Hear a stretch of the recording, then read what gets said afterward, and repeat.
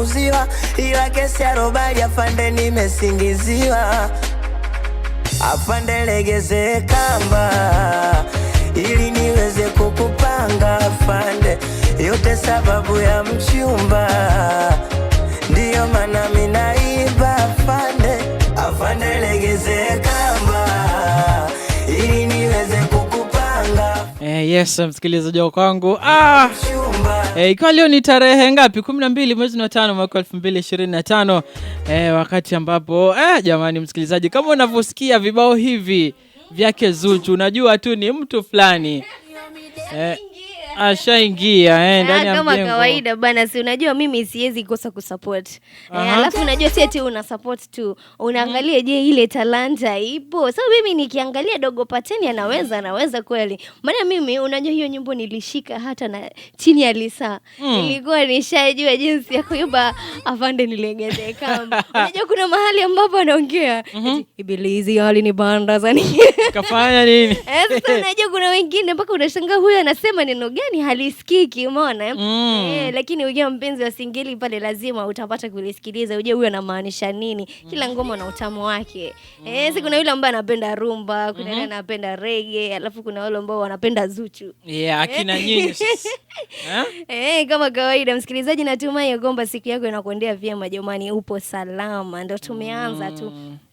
Kipindi hewani ni Dayo Midday Show jamani. Siku zimekuwa nyingi. Kidogo Hafsa, welcome back. Kidogo nisahau. Umepotelea wapi Hafsa? Nimepotelewa. Mimi sijapotea mahali, nipo. Umetuletea mazuri gani? Kwa sababu ninavyojua shangazi akirudi, shangazi akirudi ana mikoba ya peremende, mikoba kaya yote viatu. Mimi ndio umeamua kunita shangazi. Mimi ndio umeamua kunita shangazi sasa hivi. Mimi nimesema Hafsa, mimi sijakuita shangazi. Unajua hata nikwambie kuna ngoma fulani inasema watoto 2000 ndio mali safi, hao wengine mashangazi. Sasa mimi ukiniweka katika hilo group la mashangazi jamani, ninaogopa. Unanishtua, mbona unaniita mimi shangazi? Kwani Hafsa wewe ni mtoto wa 2000? Mbona kama wanizengua hivi ama mbona kama sielewi? Nimesema kama mimi ni mtoto wa 2000, nimekwambia like amesema watoto wa 2000 ni mali safi. Alafu wengine ni mashangazi. So mimi niko 2000 nisikuwe 2000, unafaa tu uniweke huku kwa 2000, maana mimi sijishangazi bana. Well, but kama unavyojua jina shangazi ni jina la heshima. Jina la heshima shangazi Hafsa. So kwa hiyo siku hii ya leo acha nikuite shangazi. Tena nime-upgrade, nimetoka Madam Nasaha. Nimekuwa shangazi. Nimekuwa shangazi kwa sababu nimeona leo umetuletea zawadi nyingi pale, but tutazidi kuzungumza zaidi pale. Otherwise Hafsa, welcome back. Thank you. Tulikuwa tumekumisa hapa ndani ya Dayo Midday Show. Actually while you are away kuna vitu vingi ambavyo vimehappen. Nini kimehappen? Lakini nitakwambia wacha tu nitakupatia tu kidogo tu. Kuna watu walichagua papa mpya. Papa mpya alichaguliwa akapatikana. Kuna Manchester United walifanyia watu ile kitu. Arsenal na wao kule pande kwingine Arsenal wakafanywa ile kitu. Chelsea pia wanalia wakafanywa ile kitu. Nakwambia kuna mmoja hapa ameniambia jamani, results za Premier League zinanipeleka mbio. Lakini msikilizaji, tutaweza kuzungumzia hayo kama kawaida katika awamu yetu ile ya mwisho, tuweze kujua uwanjani kulikuwaje pale. Kama kawaida tunaona mambo yanakuwa mengi weekend pale. Unasusa wewe unipigii simu alafu unaenda game unafungwa.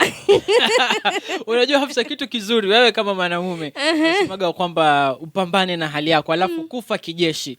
Kama timu yako imefungwa unamalizana na hasira huko katika banda la video, usilete hasira nyumbani kwa mke wako. Unajua sasa huo ujeshi wengine hawawezi, maana mtu anatoka anakwenda pale unajua mnaenda kwa zile hall. Unapata hapo hall kwenye kunanyesha. Maybe hapo nje ya hall kuna maji unajua kuna yale maji yenyewe yanabaki.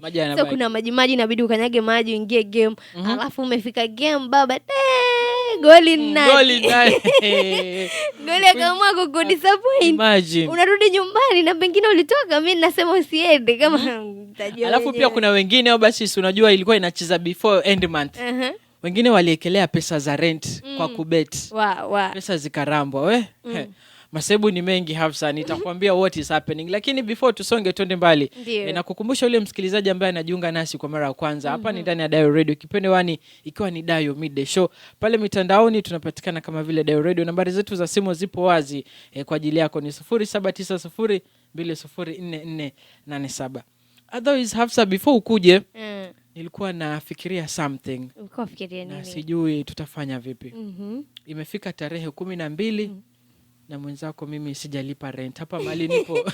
Unajua unapoongea nipo na wasiwasi sijui nikienda nyumbani. Unaongea na landlord amepiga kufuli.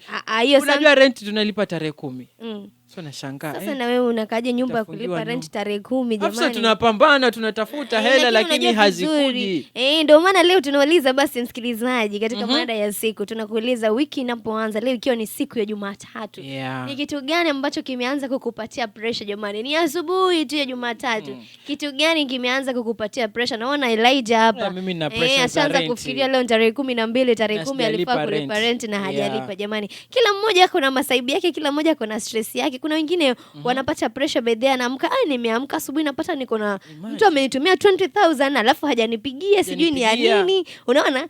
So kuna wengine wako na stress nzuri, kuna wengine wako na pressure nzuri, alafu kuna wengine wako na pressure nyingine ile wameamka asubuhi na ndo wameinama, umeona? So like kuna vitu vingi, lakini msikilizaji nawe pia tunakuuliza ni kitu gani ambacho kimeanza kukupatia pressure sasa hivi? Yaani leo ikiwa ni siku ya Jumatatu tunasema tunapoanza wiki, ni kitu gani ambacho kinakupatia pressure kabisa? Usisahau basi tunapatikana katika mitandao ya kijamii pale Facebook, Twitter, Instagram @DayoRadio. Bila kusahau nambari za simu ni 0790204487 0790204487. Yes, msikilizaji kwangu Willy Paul na Inosa. Anasema bingiri msikilizaji kwangu. Ikiwa dakika 17 baada ya saa 5 saa zetu za Afrika Mashariki. Hapa ni ndani ya Dayo Midday Show msikilizaji kwangu. Actually kibao hiki kinanifundisha mbali. Siku ya jana, siku ya Jumapili. Nimetoka mwenzangu pale kanisani, nasema hebu acha nipitie mahali niweze kujua what is happening. Kama unavyojua umerudi lakini bado sijaacha kutembelea pale base. So nikapita pale nikapata washikaji wanasikiza kibao hiki kizuri tena sana. Sasa nilikuwa nasikia kuna mtu fulani alikuwa analalamika vile alivyowekelea bet katika timu fulani, pesa zikaenda. Sasa alikuwa kwa pale tu dogo. Yaani anasikiliza burudani. Anajaribu kutoa stress lakini imekataa. Lakini bado imekataa. Alafu funny enough ama cha kustajabisha alikuwa ameshikisha bado. Lakini ako wewe sijui kama waipata. Sasa unajua wakati mwingine umeshikisha pesa zimepotea. Haujui kunaenda vipi. Kizaza sisi tutasema tu pole yake. Wakati mwingine unajua kubeti ni kuzuri lakini mimi sitaki kusema kitu maana siwezi jaribu. Kitu naweza fanya mimi. Naweza fanya kitu gani? Ni kuchukua pesa alafu zirudishe. Hapo nitakuwa nina beti. Uzuri pia hizi kampuni hazina cha ku reverse.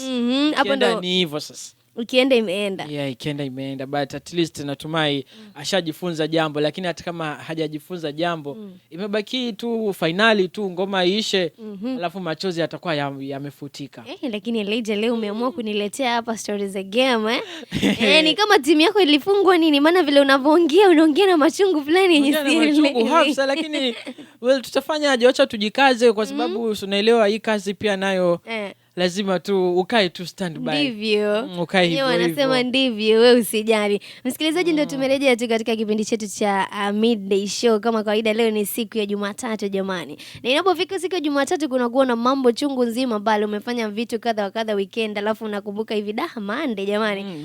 Kuna wengine walikuwa washakata ticket alafu anakumbuka kumbe nafaa kwenda kazi. Alafu kuna mwingine amelala anasema tiki baridi anangoja ifike saa 1. Anaangalia hivi saa imefika saa 2 na anafaa kuripoti kazi saa 1. Si balaa hilo. Hiyo saa 2 ndio kuna kamvua ndio kalikuwa ndio mvua sasa inaanza kuanza ile taratibu. Ndio wewe unashangaa jamani. Sasa msikilizaji, tunakuuliza leo jamani, ni kitu gani ambacho wiki tu inapoanza, ni kitu gani ambacho kinakupatia pressure? Tunapoanza tu wiki, kitu gani ambacho kinaanza kukupatia stress? Kumbuka tunapatikana katika mitandao ya kijamii pale Facebook, Twitter, Instagram @DayoRadio. Bila kusahau nambari za simu 0790204487 07204487. Ila mimi Elijah inachonipatia stress. Hausa unajua wewe sahi niko sure sahi hauna stress, lakini niko na stress yani akili yangu umetoka tu live juzi. Lakini akili ilikuwa imeswitch kuamka saa 4. Umeona? Sasa ni kwamba inabidi umerauka kidogo kidogo, unaamka unashanga. Kwanza unajua sasa vile weather iko saa hizi tushazoea joto. So unajua joto, ukisikia ile kibaridi kidogo asubuhi, unajua sasa hapa ni asubuhi. Lakini sasa hivi baridi haina tofauti ya saa 4 usiku na ya saa 12. Haina tofauti, kote tu unasikia kuna ile breeze nyingine amazing. Kwa mfuko kuna baridi pia. By the way. Ngoja hiyo.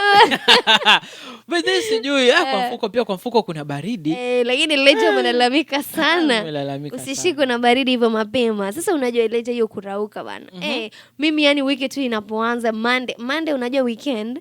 Hata kama hujaenda live, hujaenda wapi, lakini weekend umepumzika Saturday na ukapumzika Sunday. So unajua mwili sijui kama ni mimi peke yangu ama ni watu wote. Unaona mimi nikifanya tu kitu siku ya kwanza, ya pili nishakuwa addicted. So mimi naona nikiamka saa 2 jana ama nikiamka saa 3 Sunday, so Monday pia na expect niamke saa 3 na nusu. Kiasi nakumbuka kuna mtu anafaa kunisikiliza, nafaa nimuongeleshe mtu kitu. So unaona like hiyo ni stress kubwa sana ambayo mimi naipitia, lakini ndivyo lazima tuzunguke, lazima tupige michakato. So kuna vile utasema eti sijui Monday imeanza, lazima mimi nitaka kulala kidogo kwa nani? Well, ndio hapo. So Afsa, nilikuahidi ya kwamba tutakaporudi nitakwambia zile vitu zenye umekuwa ukikosa, lakini tutazungumzia stories za mpira baadaye ama football ama wengine wanavyoziita soka. Siku ya jana sijui kama ulinotice, siku ya jana ilikuwa Mother's Day, lakini pia nikiangalia vile watu walivyo, si kila mtu anajua siku ya jana ilikuwa Mother's Day. Wewe wasema Mother's Day, mtu mwenyewe haji hata birthday yake atakuja kujua Mother's Day. By the way, ama ni nini sasa kisa kinaweza kuwa wapi ama unajua ni ile okay, kuna baadhi ama kuna jamii ambayo inaamini ya kwamba tunafaa kucelebrate mama ama kusherehekea mama kila siku. Si eti kuna siku maalumu. Kama vile nilivyokuambia, pia kuna watu hawasherehekei Valentine. So unashangaa maybe wewe umepata pressure ya mtandao pale, umepata wenzako wameletewa ma roses, watu wamefungiwa pesa badala ya maua. So na wewe una expect mtu akuletee hivyo. Lakini sasa yeye maybe kukuzwa kwake, anajua kupenda mtu nafaa nimpende kila siku. Na kama pia ni yule Mother's Day, mtu anajua mimi naweza nunulia mamangu gift any day. Naweza amua tu nimpelekee mamangu out siku yoyote. So mama anamuappreciate kila siku. Kuna jamii na unapata asilimia kubwa ya watu wanaona mama anamuappreciate kila siku. So hakuna haja eti kuna hii siku moja ambayo ni Mother's Day. I think ndio maana unapata watu hawapati kuelewa, ama kuna watu ambao hawajui umuhimu wa Mother's Day, ama kuna watu ambao hawajui kwa nini hii siku ilikuwepo, mbona kukakuwa na siku special ya Mother's Day, umeona? So kuna wale tu wenye wanaamini ya kwamba Mother's Day mimi bado nikisha appreciate mamangu kila siku haimaanishi kama I have to celebrate how na specific day. Well, so kwa hiyo tu ni baadhi tu, lakini pia kulikuwa na kitu kingine ambacho pia kulikuwa na papa mpya aliyeteuliwa. Na unajua katika hiyo story ya papa kuna mmoja ambaye aliniuliza ule moshi. Ule moshi. Moshi gani? Ile black ama ile white? Ile white. So ananiambia like ule moshi like ni watu wanachoma ama hiyo moshi wakisema tu papa ni leo. Sasa walivyosema tu moshi ikatokea, so I was like nimjibu nini? So unajua wewe ni Hafsa, unajua watu. Mimi unajua nitamjibu kivyangu, mimi nilimwambia mimi sijakuwa vitika. Lakini Hafsa no, unajua watu huku nje wanajua kwamba mwanahabari ni mtu ambaye anajua kila kitu. Ujue stories za wadaktari, ujue sasa wewe niambie basi stories za wanajeshi pia. I know that niko na present Elijah. Uniambie ule moshi. Ule moshi wanauasha ama ule moshi kunakuwa na siri gani mpaka ule moshi, yani kitu gani kinatokea mpaka ile moshi na kwa maana mimi najua moshi lazima niwashe moto, na si moto tu, maana nikiwasha gas haiwezi leta moshi. So unapata maybe ametumia kuni, nikitumia kuni najua nitapata moshi, nikitumia makaa si makaa yote, ile makaa inakaa kuni ile, so nitapata moshi. Sasa ile moshi na ilikuwa moshi nyingine, yani ni moshi but inakaa moshi yenye inapendeza, ama sijui kama ni picha vile zimepigwa hivyo. Ndio najaribu kujiuliza ule ni moshi wa aina gani, ama ule moshi kuna kitu ambacho wanachoma, ama unajua kuna watu wako na imani, na unapokuwa na imani zaidi, tuseme ukiamini ya kwamba mimi nikitoka nje napata milioni 1, unaweza toka ukaipata cha ukweli. Unajua Hafsa, kuna tetesi ziko nyingi huko nje mitandaoni, lakini kuna moja moja hapa na ninaiamini nasema kwamba ni kwamba ile moshi ya white unajua wanapopiga kura wanapiga kura kwa vijikaratasi. Sawa, so vile vijikaratasi ni kama vile ballot box. Nimeelewa. Unaweka pale ballot box and then haya mnataka nani akue pop? Kura 2 kwa Elijah, kura 3 kwa Hafsa na zingine 2 kwa mwingine. Kuna pop mwanamke kweli? No, napeana tu mifano ya majina. Kwa sababu sitaki kutumia jina la mtu ambaye hajaniidhinisha kutumia jina lake. So kwa mfano mimi nimepata kura zangu 2 na wewe umepata kura 3. So yule mwenye ambaye hiyo round ya kwanza hakukuwa na mtu mwenye ambaye alimshinda mwingine. Inasemekana kuna wengine walikuwa wamedraw ni kama tie. So sasa round ya pili ndio sasa ikawa kuna kale ka gap kidogo. Sasa ikiwa si zimetoka pale anasema the smoke comes from the burning of the ballot as well as any note that the cardinals have taken which are placed in a cast iron ama stove after each round of voting. So nafikiri pia ni kama zile vikaratasi imetengezwa in a certain way ya kwamba unapokiwasha haitoi moshi nyingine, ni moshi tu ya color white. Kwani kuna kwa na moshi? Kwani moshi ziko tofauti sababu vile unapokisha kuni na kuaga na moshi nyingine kali. Moshi nyingine kali. Lakini mimi ninavyoona, okay, moshi wa kuni, moshi wa kuchoma takataka, moshi wa kuchoma nyasi. Okay, hata kama utapata labda ule wa nyasi unakuwa uko ile conk, unaona ile inaitwa gray, ile gray ya kuchoma nyasi wewe inakuwa yani imeshika, umeona? So like alafu inakaa mzito kiasi kikompare na ya kuni. But for me yote ni rangi moja. Well, but hizo tu kwa sababu tetesi zipo nyingi lakini all in all tunavyojua ni kuni ya kala inaitwaje samani, ni moshi wa kala white, moshi mweupe. Sawa. So kwa hiyo all in all congratulations kwa wale wote ambao waliofanya hayo. So tukirudi katika topic yetu ya siku hii ya leo ni kwamba apart from kukua na stress kuhusiana na stories za rent, ushajipata ni siku ya Monday umechelewa kwa jam ni siku ya Monday umechelewa kwa jam alafu umepata text ama notification kutoka kwa boss. Anasemaje? Kwa group. Hey guys, tutakuwa na meeting saa 3 asubuhi. Na uko kwa happy hour. Wewe uko kwa jam happy hour ni saa 2:50. We. Uko zako wapi? Uko zako Lights on the Town. Saa 2:50 uko kwa jam na boss ametext kwa group. Hey guys, tutakuwa na meeting saa 3 asubuhi. Na ni saa 2:50. Sema kuwashwa tumbo, sema ku I think nakwambia pale una test for me naona inategemea na bosi wenu ama inategemea na mahali ambapo unafanya kazi, kwa sababu unaweza ona sawa sasa mimi hiyo si fault yangu, nimerauka lakini sasa unajua means za usafiri mimi sina yangu na hata maybe kama ningekuwa na yangu bado ningetumia same road, kumaanisha bado ningepatana na ile jam ambayo iko. Hakuna vile naweza fly nikafika hapo kwa sababu nimeambiwa meeting iko saa 3 na niko barabarani saa 2:50. Sasa hapo tu unasema jamani nimepatana na happy hour. I think kwa binadamu hata ukue bosi asikue bosi lazima ukue na ile utu ndani yako na lazima ukue mtu ambaye unaelewa wengine. Ukikuwa mtu ambaye unaelewa wengine basi utapata hata pale labda mazingira ya pale kazini unaona wale mastaffs wako mtakuwa mnafanya kazi vizuri, like watakuwa kwa free. Unajua eti mtu setu unajua kukua boss ni tofauti na kukua school principal na ni tofauti na kukua class rep ama ile dom mother. Umeona? Unaona vile dom mother ama vile class rep anaanza wewe tu maybe tu kuna chuki na wewe. Ile personal. Hujakaa tu vizuri. Hujakaa vizuri. Hafsa unaitwa na mwalimu. Hata hiyo unapata kuna ile watu wana make noise alafu wewe umenyanyua tu mdomo hata hujafunga. Ushaingia kwa list number 1. Wewe ndo noise maker. Noise maker times 3.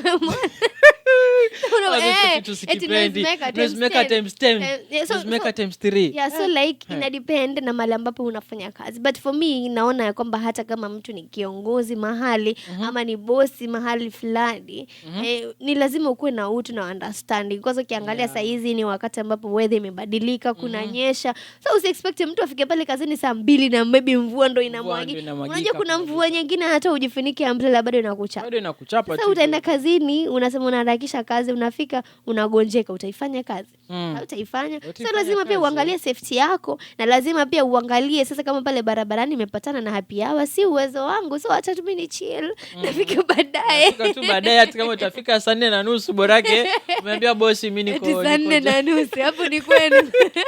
Suko jamming, umechelewa pale, hata kama ni happy hour, lakini unajua pia wewe kama staff haufai kuchukulia advantage. Unaona kama ni kuchelewa, maybe umechelewa dakika 2, dakika 5, inaeleweka 10 minutes, lakini basi unachelewa 3 hours, unasema ulikuwa kwa happy hour. Happy hour gani? Happy hour Hafsa, wajua Mombasa hii. Mombasa hata nikustake nikupangia program ya happy hour. Maana hapa tukisema tuende mambo za trafiki ukisema tuende za trafiki, wengine trafiki inatupata kuanzia Likoni Ferry.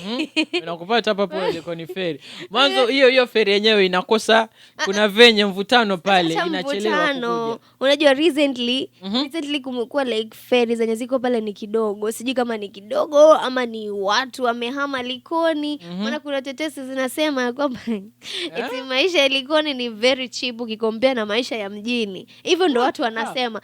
Sikiliza nikwambie, mimi sijasema, na it's not like usiniingize kwa hiyo story. So wanasema maisha ya kuishi the other side Likoni ni rahisi kuliko kuishi mjini. So unapata mtu anaona ni radhi mimi nikuwa natumia kile kivuko pale kila siku, but sasa ukiangalia maybe end month unalipa rent kidogo. Sasa unapata hiyo kukompea na huku.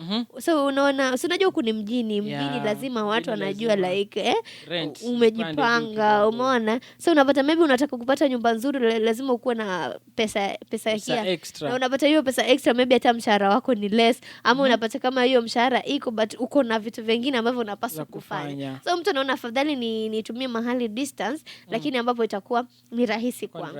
So mimi nikiangalia na Gombia Elijah squeeze ikuwe ni saa 8 mchana, ikuwe ni asubuhi saa 2, ikuwe ni jioni, kila time pale very kuko full.